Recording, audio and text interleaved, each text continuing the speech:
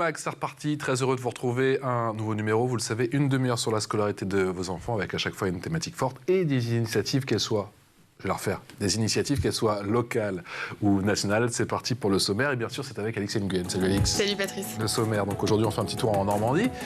C'est la deuxième fois de la saison et ça nous fait bien plaisir. Gros plan cette fois-ci sur l'Eure. Quelle est l'offre éducative et pédagogique du 27? Petit tour d'horizon dans un instant. Le département, vous le savez, en charge des collèges évidemment, mais aussi on a tendance à l'oublier de la lecture publique, alors que le décrochage en lecture des 15-25 ans en France ne cesse de progresser. Vous verrez que l'Eure a pris conscience du phénomène. Et puis dans sa loupe, Alix Nguyen nous parlera de collégiens, oui, mais des collégiens entrepreneurs. Pas d'âge décidément pour avoir de bonnes idées. C'est parti pour l'expression orale. Et l'expression orale, c'est avec Florence Gauthier. Bonjour Florence. Bonjour. Vous êtes vice-présidente à l'éducation au collège et à la jeunesse du département de l'Eure, le 27, adjointe au maire de Pont-Audemer, j'ai bien prononcé, bien. Et vous êtes également vice-présidente de la communauté de communes de Pont-Audemer-Val-de-Ril. C'est parfait. Comment s'est passée la rentrée? Très bien. Une très bonne. Ça semble vous surprendre? Oh, pas du tout. Non, non. Bah, une rentrée très sereine avec 33 000 collégiens, un nouveau collège. Le 29 000 publics, 4 000 dans le privé. 29 000 publics, 4 000 dans le privé, avec l'ouverture du plus petit collège de l'Eure, 200 collégiens, pour la ruralité et une super rentrée. D'accord, le plus petit collège avec effectivement 200 collégiens, c'est un projet qui a mis combien de temps à sortir de terre? C'était un collège qui existait déjà et qu'on a voulu reconstruire parce qu'un collège ancien, mais pour garder aussi, pour qu'on ait moins de temps de transport pour les collégiens. Reconstruire, réhabiliter, rénover, c'est un des piliers, j'imagine, de votre mandat, de tous ces collèges. C'est la plus grande politique du département de l'Eure. 15 nouveaux collèges ou réhabilitation, 215 millions d'euros depuis les 5 dernières années pour avoir des collèges neufs, des collèges qui répondent à beaucoup de critères. Oui, et j'imagine, on a commencé par le numérique, des collèges connectés. Alors, sur le numérique, nous avons donc installé un classeur numérique dans tous les collèges. Un classeur numérique pour les 55 collèges, c'est 3,6 millions d'euros, donc des fonds, 80% de fonds européens FEDER. C'est quoi un classeur numérique? C'est quoi un classeur numérique? C'est pour tous les collèges la même chose, c'est-à-dire une web radio. D'accord. Que nos jeunes puissent aussi accéder à la radio et puissent connaître aussi les médias. C'est des labos de langue mobile. D'accord. C'est des casques de réalité virtuelle pour découvrir les métiers. Aujourd'hui, bon, on parlera des métiers parce que c'est vraiment mon approche, parce que j'ai été dans l'entrepreneuriat toute ma vie. Il faut que nos jeunes, ils découvrent les métiers et ils les connaissent. Et pour les connaître, il faut commencer jeune et très jeune. C'est-à-dire que l'orientation, ça commence dès le plus jeune âge? L'orientation, c'est déjà connaître. Et pour connaître 6e, 5e, on doit déjà connaître des métiers. Des casques de réalité virtuelle, c'est découvrir tous les métiers, avec métier 360. Et aussi la particularité de faire découvrir des métiers d'hommes démontrés par des femmes et des métiers de femmes démontrés par des hommes. Quelle place occupe le numérique aujourd'hui dans le département de l'Eure? Dans quelle mesure c'est une priorité? Alors, c'est vraiment une de nos plus grandes priorités, parce que vous avez, après, post-Covid, désolé, on parle toujours du Covid, on a eu une énorme fracture numérique. Et puis, les enfants ne sont pas tous dotés de la même chose. Et dans les collèges, la ruralité, aujourd'hui, on a des collèges qui sont loin de tout. Et s'ils n'ont pas de numérique dans les collèges, c'est des coûts de transport pour faire quoi que ce soit. Et c'est des coûts supplémentaires. Donc aujourd'hui, le numérique, c'est vraiment notre leitmotiv, c'est de doter. Alors, nous, on n'a fait pas le choix de doter les collégiens, c'est de doter les collèges. D'accord. Que ce soit l'équipe enseignante et que ce soit toute l'équipe éducative qui ait la possibilité d'avoir accès à tout ce dispositif. C'est aussi dans le classeur numérique, ce sont des iPads, il y a de la vidéoprojection. Un peu tous les outils possibles pour que nos collégiens puissent... Mais tout ça, ils le trouvent dans leur CDI, le CDI de chaque... Alors, pas dans le CDI, partout. Pour moi, le numérique... Chaque classe est... Voilà, c'est du numérique mobile. La classe, allez, on va dire les labos de langue mobile. Le professeur d'espagnol va prendre le labo de langue mobile pour le mettre dans sa classe ou pour le mettre... Ah, donc chaque professeur peut en infuser un peu dans son cours. Oui. Ok. Et est-ce qu'il y a un système d'espace numérique, comme vos collègues, si je puis dire, de la Seine-Maritime, vos collègues normands de la Seine-Maritime, un espace numérique qui sorte de plateforme d'interface qui fait le lien entre ce qui est fait à l'école et les familles? Oui, on a le même. D'accord. Donc nous sommes les deux, on a eu un ENT qui est le plateforme entre le collège et les familles. Et vous avez le sentiment que c'est un outil efficace? Vous avez un petit peu de recul justement sur l'utilisation de cet outil que vous disent les parents aujourd'hui? Oui, c'est un outil efficace et ça permet de faire un lien, et aujourd'hui que les parents aussi soient au courant un peu plus de ce qui se passe dans le collège, parce qu'il y a des belles réussites, il se passe beaucoup de choses dans les collèges, et même les parents ne savent pas. Donc au moins, ça permet de remettre du lien. Et du coup, dans cette partie numérique, si j'ai bien compris, je sais que c'est l'un de vos chevaux de bataille, il y a une partie consacrée à l'orientation. Comment ça se passe? Alors, pour moi, vraiment, je vais insister sur quelque chose. Aujourd'hui, il y a beaucoup de jeunes qui ne choisissent pas leur orientation, qui la subissent. Pourquoi on la subit? Parce que, alors pour plein de raisons, hein, soit on n'est pas assez fort à l'école, mais qu'est-ce qu'on entend par fort, ou soit ça va plus loin, ils ne connaissent pas le champ des possibles. Pour moi, il faut commencer très jeune, et très jeune d'une façon ludique, découvrir des métiers, que des chefs d'entreprise, que des responsables de qualité viennent dans les collèges. Il y a quelque chose qui est organisé par la région qui marche très bien, c'est les métiers en tournée, que les jeunes puissent connaître les métiers. Mais ce sont les métiers qui doivent venir à la rencontre des élèves aujourd'hui? Oui, pour moi oui, et c'est surtout quand un collégien doit trouver son stage de 3e, on ne va pas se mentir. Il choisit son stage de 3e parce que papa lui a trouvé ou maman lui a trouvé. Bien sûr, ouais. Aujourd'hui, en découvrant des métiers, en découvrant des chefs d'entreprise, en découvrant ce qui est à côté, eh bien, ils vont aller dans d'autres voies pour essayer de se choisir un peu une voie professionnelle. Et c'est là où il faut tendre. Donc vous avez quand même le sentiment, effectivement, que ces démarches, ces actions ouvrent le champ des possibles, ouais, dans ces territoires de la ruralité. Est-ce qu'il y a toujours un déséquilibre, une certaine inégalité en fait, entre la ruralité et des territoires plus urbains concernant l'orientation? Comment ça se passe à l'échelle de l'heure? Comment ça se passe? À l'échelle de l'heure, pour moi, la fracture, il y a plus de fracture dans la mesure où on fait exactement la même chose dans tous les collèges. D'accord. C'est-à-dire que ces dispositifs-là, il n'y a pas un collège qui l'a et l'autre collège qui l'a pas. Il faut que tout le monde ait la même chose. Quels sont les choix éducatifs forts qu'a opéré le département de l'Eure sur le plan éducatif, justement? Le numérique, on l'a compris, l'orientation? Alors, le numérique, l'orientation, nous avons, alors je vous ai même apporté pour votre petite lecture ce soir, les offres culturelles et pédagogiques départementales. C'est quoi? C'est la culture au collège. Aujourd'hui, un jeune, on parlait de ruralité, on peut pas tous les jeunes ne peuvent pas aller au musée. Tous les jeunes, donc le musée vient eux. On a des artistes, des résidences d'artistes. Les artistes, ils viennent pendant 1 jour et demi, pendant 2 jours au collège, et ils créent quelque chose avec les collégiens. Voilà. Festival choral. Cette émulation, elle émane du département? C'est en lien avec la région Normandie? Ça émane uniquement du département. On a la chance d'avoir un président du département, Alexandre Assert, qui était vice-président à la culture et qui a fait beaucoup pour la culture au collège et sur la lecture aussi. Enfin, on va en reparler, j'imagine, mais la lecture publique, c'est vraiment... il est important que nos collégiens, dès la 6e, on les aide sur les fondamentaux. Nous, on les aide en offrant aux familles une calculatrice scientifique et en offrant un livre. D'accord. Pourquoi? Parce qu'il faut qu'on leur donne le goût de la lecture. Et le goût de la lecture, il faut le donner tôt. Donc c'est l'opération Un livre, un collégien, c'est ça? Voilà. Donc là, ce qu'on a fait, donc ça parle aussi de la culture au collège. On a un prix des dévoreurs de livres. D'accord. Donc les collégiens vont toute une année, les 6e collégiens, toute une année, sélectionner des livres et choisir le livre qu'ils vont choisir pour les collégiens de l'année prochaine. Donc c'est le prix des dévoreurs de livres. Donc quel plus beau message, un livre des collégiens choisi pour les collégiens. Au moins, ils ont envie d'ouvrir un livre et de lire. Parce que c'est vrai qu'on a tendance à l'oublier, je le disais en introduction, mais le département est en charge, bien sûr, des collèges, mais aussi de la lecture publique. Et on sait que la lecture, pour les 15-25 ans, les chiffres sont très compliqués en France.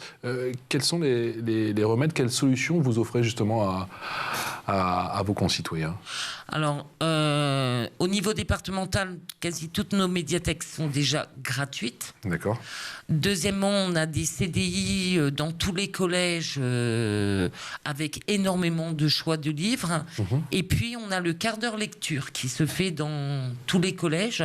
Où on a aussi une particularité, c'est vraiment des beaux exemples. On a des agents du département, les agents qui travaillent dans les collèges, qui passent un quart d'heure avec les collégiens pour lire avec les collégiens. Donc, il y a énormément d'initiatives pour donner le goût à la lecture. On arrive à mesurer les effets du décrochage en matière de lecture dans le département de l'Eure, où on n'a pas forcément ces chiffres? On n'a pas forcément ces chiffres. Mais on peut, sur le terrain, mesurer qu'il y a quand même un... Pour moi, le plus beau résultat, c'est quand on distribue les livres, on voit les collégiens qui vous écoutent même plus et qui ouvrent le livre et qui vous disent « Oh, trop cool, trop bien, oh, c'est une BD ». Alors oui, on peut distribuer une BD, une bande dessinée. Peu importe, pour qu'ils lisent. Le problème du moment qu'ils lisent. Oui. Le but, c'est de pas forcément soit un classique. À la lecture. Un enfant, il aime forcément quelque chose. Il aime cuisiner, il aime les jeux vidéo. Il y a des livres sur tout. Aujourd'hui, il y a des livres sur tout. Donc, s'il n'aime pas un livre, qu'il prenne un autre livre, mais au moins qu'il ouvre un livre. Lire pour le plaisir de lire, pour devenir un futur citoyen et un citoyen, pourquoi pas, éclairé. Comment on peut agir sur ces deux credos? Alors, on peut agir sur plein de façons. C'est ce qu'on essaye de faire dans nos offres culturelles et pédagogiques. Nous, on essaye d'agir sur plein de petits leviers parce qu'on pense qu'il faut qu'on essaye d'ouvrir absolument toutes les possibilités sur la citoyenneté, sur la lecture, sur les actions de promotion des valeurs républicaines. Voilà, on a des dispositifs dans tout. J'ai envie de vous parler aujourd'hui, c'est un sujet d'actualité, c'est le harcèlement, harcèlement scolaire. Vous êtes satisfaite de ce qu'a annoncé le gouvernement? Est-ce que vous avez le sentiment qu'au plus haut sommet de l'État, on va essayer de vous aider, vous, sur le plan local? Oui, bien sûr. Je pense que c'est un sujet qui est plus qu'important. Mais nous, au département, on a déjà commencé l'année dernière. Oui. On a décidé il y a une super compagnie, une pièce de théâtre qui vient dans tous les collèges et qui vient, c'est un spectacle sur le harcèlement, qui vient présenter ce spectacle-là. Et après, ce sont les collégiens qui apportent les solutions pourquoi cet enfant va si mal. Et résultat, ça libère la parole. Donc nous, on ne va pas contre l'éducation nationale, il y a leur programme phare, mais on essaye d'apporter quelque chose d'autre. Et enfin moi, pour l'avoir vu plusieurs fois ce spectacle-là, je me rends compte que passer par la comédie, par le théâtre, par une pièce de théâtre, ça permet aussi à des enfants de libérer la parole et de plus les sensibiliser. Est-ce que c'est une pièce interactive? C'est-à-dire que c'est les enfants qui trouvent la solution au harcèlement? Voilà. En fin de compte, c'est un spectacle. Au début, c'est un jeune qui change de collège. Enfin, je vais aller vite, mais qui se retrouve dans un nouveau collège, qui n'avait aucun problème, et puis qui se retrouve pas forcément bien dans sa peau dans ce nouveau collège. Et puis, il se passe des choses où ça va de plus en plus mal tous les jours. Il veut avoir un Snapchat, ses parents veulent pas, mais il le fait quand même, il commence à être harcelé. Et à chaque fois qu'il a un problème, il se crée un mur, donc factice, de briques. Et à la fin de la pièce de théâtre, je ne vous donnerai pas la fin. Oui, s'il vous plaît, non. Sinon, ils vont pas être contents. Les enfants doivent, les collégiens, avec les personnes de cette pièce de théâtre, dire qu'est-ce qu'il aurait pu se passer, qu'est-ce qu'on aurait pu faire, quelles sont les sanctions pour essayer d'enlever ce mur. Donc ça permet aussi d'être interactif et surtout au début, ils arrivent en disant une pièce sur le harcèlement. Et après, on les voit sortir en disant mais je me rendais pas compte que ça pouvait aller jusque-là, mais je me rendais pas compte des amendes, mais je me rendais pas compte qu'on pouvait les blesser comme ça. Voilà. Je pense qu'il n'y a pas une façon pour traiter le harcèlement scolaire. Vous pouvez rappeler le nom de la pièce? Oui, c'est Léo, Théo ou Lisa, c'est de la super compagnie. Vers qui on peut se tourner dans le département de l'Eure, justement, en cas de harcèlement, au-delà du dispositif phare? Est-ce qu'il y a d'autres structures, dans lesquels on peut se rendre effectivement dans le département pour se confier, pour libérer sa parole? Ah oui, il y a beaucoup de structures au sein du collège, mais aussi au sein du département, parce que l'action sociale est quand même vraiment phare au sein du département. Il y a beaucoup d'intervenants, que ce soit... Il y a les associations, n'oublions pas les associations. Au sein dans la ruralité, il y a beaucoup d'associations, mais même sur la jeunesse. Quelle éducation aux réseaux sociaux ? Et est-ce que c'est une priorité? Est-ce que c'est connexe au final au phénomène de harcèlement scolaire? Est-ce qu'aujourd'hui, dans les collèges en France, il faut une éducation plus importante quant aux médias? Eh ben, c'est la raison pour laquelle on a installé une web radio dans tous les collèges, parce que je pense que c'est important. On ne peut pas faire contre. C'est ridicule, on doit faire avec, mais surtout apporter tous les outils aux collégiens. Je pense que c'est important de montrer aux collégiens que oui, il y a tous les réseaux sociaux, mais il faut savoir les utiliser. Et comment les utiliser mieux, et avoir un esprit critique. Avoir une web radio, aujourd'hui, ça permet aussi aux collégiens déjà de préparer, d'être à votre place peut-être demain. J'aurais adoré avoir une web radio, moi, au collège. C'est génial. Mais ils sont organisés en rédaction, c'est-à-dire il y a des postes bien définis. Ils m'ont interviewé au mois de juin. Ils connaissaient ma biographie. Super. Et ils m'ont interviewé, ils m'ont posé des questions. Ils ont mis une musique, etc. Et c'était un moment vraiment génial. On sait que la mission est ô combien délicate, effectivement, et on demande beaucoup à l'État, mais encore une fois, on sait que l'État ne peut pas tout. Comment, aujourd'hui, on peut lutter contre la violence à l'école? Est-ce que ça doit se gérer au niveau local, ou est-ce qu'il faut un plan global? On a parlé du harcèlement scolaire, c'est une des composantes, bien sûr, mais il y a aussi toute cette violence physique et verbale qui rythme, malheureusement, depuis de nombreux mois, le quotidien de nos collèges et lycées. Pour moi, il n'y a pas qu'une solution. Pour moi, il faut que tous les acteurs, absolument s'emparent de ces questions-là. Et c'est le cas? Et c'est le cas? Et c'est pas toujours le cas. Et on se rend compte aujourd'hui, quand on voit ce qui sort dans la presse parfois, que on n'ose pas parler, ou on n'ose pas. Donc c'est pour ça il faut essayer de libérer la parole, et puis essayer de dialoguer. La loupe, c'est avec Alix. Et dans sa loupe, Alix nous parle de collégiens entrepreneurs. Oui, en mai dernier se tenait le premier salon des mini-entrepreneurs à l'hôtel du département à Évreux. 140 collégiens de l'Eure se sont réunis pour y présenter leur mini-entreprise. Nous sommes la mini-entreprise Le Bois de Vinci du collège Léonard de Vinci à Saint-Marcel. Nous, c'est Epi & Vibe. On vient du collège des CTP. On fait partie de la mini-entreprise du collège Roger Godot aux Andouilly. Et cette année, on commercialise des produits cosmétiques pour le visage. Donc, on a l'eau micellaire, le gommage. Et notre produit est une boîte 3 en 1. 3 en 1 parce qu'elle a 3 fonctionnalités. On a d'abord le couvercle qui sert de dessous de plat, la boîte en elle-même et des dessous de verre à l'intérieur. Le bois qu'on a utilisé pour créer notre boîte, ce sont des chutes d'une usine à proximité de notre collège qu'on a pu recycler. On fait des kokedama, c'est originaire du Japon. C'est fait avec du terreau et des billes d'argile. On forme une boule et on replante notre plante dans la sphère de terre, de terreau. Et par la suite, on met de la mousse qu'on est parti aller chercher en forêt. Et on met autour avec du fil de pêche pour que la boule elle tient mieux. Et après, à la fin, ça fait un kokedama. Parmi les participants, il y a aussi Charlie, 15 ans, PDG de Bocaux Locaux. Elle a fondé avec des élèves de 3e du collège Notre-Dame-Saint-Louis de Louvrier une mini-entreprise spécialisée dans la commercialisation de préparations culinaires en bocaux. Tout le concept réside dans le fait que ces bocaux sont composés d'ingrédients secs uniquement. Il ne reste donc plus qu'aux clients qu'à ajouter les produits périssables comme le lait ou le beurre. Une expérience qui semble avoir révélé une vocation puisqu'elle s'imagine déjà faire une école de commerce international. Parmi les exposants, il y avait aussi Sa plage pour moi. C'est l'entreprise du collège Marie Curie de Bernay. Ici, les collégiens ont récupéré des chutes de tissu de l'entreprise Sofac pour confectionner ensuite des sacs de plage. Florence Gauthier, je sens que vous êtes fiers d'eux. Vous les connaissez tous, je sens. Je les connais tous. Je sens. Je prône la mini-entreprise, c'est mon leitmotiv depuis que je suis vice-présidente du département de l'Eure.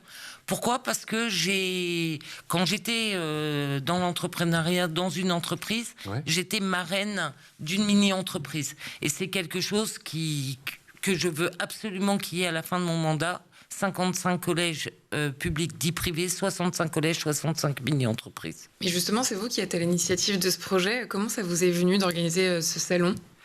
Parce qu'en discutant avec les collégiens, ils ont la possibilité d'exposer à Rouen une fois, avec une seule fois, alors qu'ils ont travaillé toute l'année pour commercialiser. Et ils ont trouvé cet événement trop court. Donc je me suis dit, mais il faut qu'on les aide. Et nous, notre but, c'est aussi... on peut être fiers de collégiens de 3e qui sont capables de créer un produit, de le commercialiser.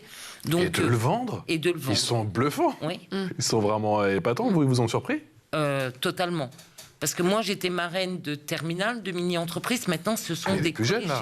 C'est incroyable. Et ça leur a pris combien de temps pour monter leur entreprise ? Alors, le programme, c'est 1 an. C'est durant l'année scolaire. Et c'est quand même assez fort. C'est qu'ils ont des entretiens aussi au sein du collège quand ils sont en 4e pour pouvoir rentrer. Parce que vous avez, comme dans une entreprise, le chef d'entreprise, le directeur de la communication, le directeur des finances. Donc, ils doivent déjà... Donc, ça leur permet de s'ouvrir à l'oral. J'ai grillé 1 ou 2 financiers dedans déjà. J'ai vu. Et donc, après, il faut qu'ils travaillent en septembre-octobre sur le produit.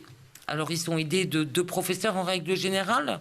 Moi, je suis vraiment pour qu'ils aient un parrain ou marraine chef d'entreprise, parce qu'au moins qu'ils leur donnent des liens et qu'ils leur permettent aussi d'avoir plus de facilité. Puis après, il faut produire ce produit, il faut le commercialiser, et il faut qu'à la fin de l'année, il soit rentable, qu'ils aient gagné de l'entreprise. La mini-entreprise, elle doit sortir des bénéfices, et le bénéfice, il reverse à une association. Donc c'est quand même, pour moi, on coche toutes les cases. Dans quelle mesure, justement, c'était la question que j'allais vous poser, cette mini-entreprise, c'est un peu l'école de la vie ? On leur donne des clés assez importantes, j'ai quand même l'impression, parce que c'est aussi la gestion de projet, quoi. C'est tout. Alors, c'est préparé à l'oral, aussi bien l'oral du brevet, mais préparé aussi au grand oral en terminale. C'est créer des vocations, et je pense que c'est important, c'est ce dont nous parlions tout à l'heure, c'est connaître les métiers. Là, j'ai rencontré des collégiens qui m'ont dit « Madame, je voulais arrêter l'école, mais maintenant, je vais être directeur de communication, c'est trop bien. » Voilà. C'est ouvrir, et c'est pas souvent les meilleurs de l'école qui rentrent dans la mini-entreprise, c'est ceux qui ont envie de faire quelque chose. Et pour moi, connaître les métiers, les cases de réalité virtuelle, créer une entreprise, créer un produit, le vendre, défendre aussi son produit devant, parce qu'après il passe à Caen en finale régionale devant un public où il y a des prix, et forcément vous imaginez bien que les prix ont été remis aux mini-entreprises de l'Eure. C'est ma fierté, mais vraiment pour moi la pression que vous vous mettez pour l'année prochaine. Oui, mais c'est déjà fait. Mais ensuite ils arrêtent ? Oui, ils arrêtent parce que c'est juste 1 an, 3e, après ils partent en seconde, et après c'est une autre cohorte qui doit créer un nouveau produit. Dans quelle mesure ça facilite la cohésion, le travail d'équipe ? Alors le travail d'équipe, ils travaillent ensemble, ils doivent déjà élaborer, et puis c'est déjà travailler ensemble, c'est-à-dire chacun a son idée, mais on va finir par une idée finale. Donc déjà il faut faire des concessions, et c'est ce qui se passe dans la vie. Et on ne peut pas faire exactement ce qu'on veut. Donc déjà, en plus, ils doivent, quand ils fabriquent le produit, l'année dernière, j'étais avec des collégiens qui avaient fabriqué un plateau apéro en bois et un plateau tournant. Le mercredi après-midi et le samedi matin, ils se retrouvaient pour avancer parce qu'ils avaient peur de ne pas finir leur produit à temps. Parce qu'il faut les fabriquer, puis il faut les commercialiser. En dehors des heures de cours, tu te retrouves effectivement pour parfaire ton projet et après le commercialiser. Quelle est la prochaine étape justement concernant ces mini-entreprises ? Moi... C'est quelque chose qu'on peut... les petits voisins, ils le font ? La Seine-Maritime, ils le font ? Oui. Alors, on peut les taquiner ou pas ? Parce qu'on a compris que vous avez gagné. Mais... Vous pouvez les taquiner parce que quand je suis arrivée il y a 2 ans, la Seine-Maritime il y avait beaucoup plus de mini-entreprises que le département. Ce qui est aussi normal, la Seine-Maritime a le double de collèges. Sauf que cette année, nous avons dépassé dans l'Eure le nombre de mini-entreprises de toute la Normandie. Waouh. Félix. Aujourd'hui, 35 mini-entreprises pour, allez, on va dire 65 collèges. À la fin de mon mandat, dans 4 ans, 65 mini-entreprises. Florence, on a quand même l'impression qu'en Normandie, tout se passe souvent autour d'une bonne tablée. D'une bonne table. Et j'ai vu qu'il y a un challenge culinaire à table c'est l'heure, qui a remplacé un ancien challenge d'ailleurs. Je crois que c'était pas vous à l'époque, mais on reste dans la continuité et il se passe beaucoup de choses dans l'art de la table. Alors, oui, il se passe beaucoup de choses dans Pas qu'en mini-entreprise. Hein. Non, il se passe beaucoup de choses dans l'art de la table. Nous avons fait de nos priorités. Il faut savoir que dans les collèges dans l'Eure, ce sont des chefs du département qui cuisinent. Donc c'est de la restauration sur place. Pour 53 collèges sur 55. Nous lançons chaque année un concours. Mets-leur dans ton assiette. Les collégiens doivent cuisiner sur un thème, sur des circuits courts, forcément, sur un budget. Et ils élaborent des recettes. Il y a un jury. Et depuis 2013, hein, j'ai vu. Hein. Depuis 2013. Hein. Ça fait déjà 10 ans. Ouais. Voilà. Il y a un jury qui leur remet des prix et à côté de ça, nous établissons dans un livre de recettes les recettes qui ont gagné. Pour moins de 3 €, hein, je vois. Oui, pour moins de 3 €. Et cette année, on a... forcément, les concours de cuisine marchent très très bien à la télévision et on a lancé un Masterchef pour les chefs de cuisine. D'accord. Et ce sont nos collégiens qui vont noter la meilleure recette des chefs qui aussi, pour moins de 3 € doivent cuisiner.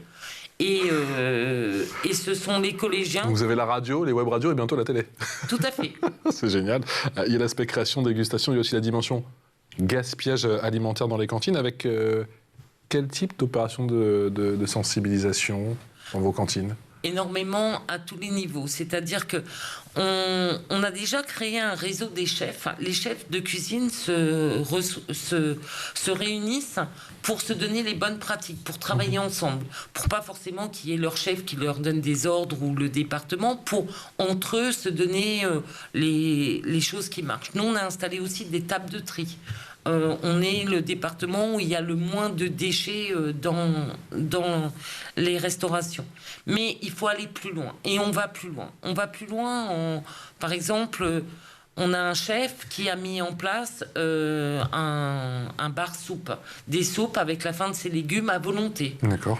J'ai un autre chef qui met toutes les semaines une recette de Cyril Lignac. Tout le monde court, donc résultat, on est sûr qu'il n'y a pas de déchets. Voilà. On se donne des petites façons pour tous les jours travailler au quotidien. Ça aussi, c'est un travail qui ne peut pas être fait une fois, qui est fait au fur et à mesure de l'année. Non, on travaille beaucoup. Alors... sur tout ce qui est circuit court, la restauration, sur les sensibiliser aussi. Il y a beaucoup de choses à faire. On installe des aérofermenteurs. À quoi ressemblent vos semaines ? Comment elles s'articulent ? J'ai l'impression qu'il y a tellement de choses à faire. Et en même temps, je vous sens fier de toutes les actions que vous menez, avec la réussite à la clé, on l'a bien compris. Quels sont comment s'articule la semaine type, on va dire, d'une VP de département ? Alors déjà, pour être VP de département, la première chose que j'ai faite quand j'ai été nommée, c'était d'aller visiter tous les collèges du département, de rencontrer toutes les équipes. Donc les 55 ? Les 55 plus les 10 privés, parce que ça reste des collégiens de l'Eure. C'est vrai. Donc j'ai voulu le faire dans les 6 premiers mois de mon mandat. Donc le département de l'Eure est très excentré. Moi, j'habite à Pont-de-Mer, donc j'ai entre 1 heure à 1 heure et demie de trajet pour aller voir un collège parfois. Mais ça s'articule. Il y a toujours quelque chose à faire, il y a toujours des initiatives, mais je crois qu'il ne faut pas oublier une chose. Nous sommes là pour le bien-être des collégiens. Et si nous, on ne va pas donner un coup de main ou aider ou impulser des politiques, personne ne peut le faire à notre place. Qu'est-ce qui est le plus délicat dans votre mandat ? Quelle est la partie la plus délicate ? Le temps ? Le temps et les incontournables. On va parler, par exemple, de la construction des nouveaux collèges. Quand une entreprise passe en règlement judiciaire et qu'on est obligé de relancer un marché, forcément, il y a des retards. C'est des retards d'1 an qui ont des conséquences, des mécontentements sur les familles, je peux comprendre, sur l'équipe éducative. Mais voilà, les choses qu'on ne peut pas forcément gérer au quotidien. Questions récurrentes qui reviennent dans la bouche des parents aujourd'hui. Est-ce que c'est la crise ? Est-ce que cette crise économique, énergétique, elle impacte aussi vos finances ? Et vous faites quel type d'arbitrage aujourd'hui au département ? Alors, oui, la crise énergétique impacte énormément nos finances sur les collèges. Nous, on leur donne une dotation globale de fonctionnement complémentaires pour qu'ils ne pâtissent pas au sein du collège sur ces finances-là. Mais on a fait le choix, et c'est vraiment notre compétence, les collèges. Donc on a fait le choix d'aider les familles et les parents. On a un coût de restauration de 3,35 €. Quand il y a des hausses de denrées, le surplus, il est pour le conseil départemental. Je pense que pas de répercussion sur effectivement le prix du menu, quoi. Non, et pas de répercussion aussi sur beaucoup de choses, parce que on doit faire en sorte que nos collégiens mangent bien, soit dans un collège où il fait bon vivre. Merci d'être venu nous voir aujourd'hui dans ce TV Mag. Merci à vous en tous les cas. Un grand merci à vous, Florence Gauthier, vice-présidente à l'éducation au collège et à la jeunesse du département de l'Eure, adjointe au maire de Ponteau-de-Mer. On les salue, Ponteau-de-Mer. Et effectivement, on va potasser les offres culturelles et pédagogiques départementales que vous nous avez gentiment amenées. Ma chère Alix, on se retrouve demain. À demain. Pour mon plus grand plaisir, mon plus grand bonheur. À demain. Excellente journée.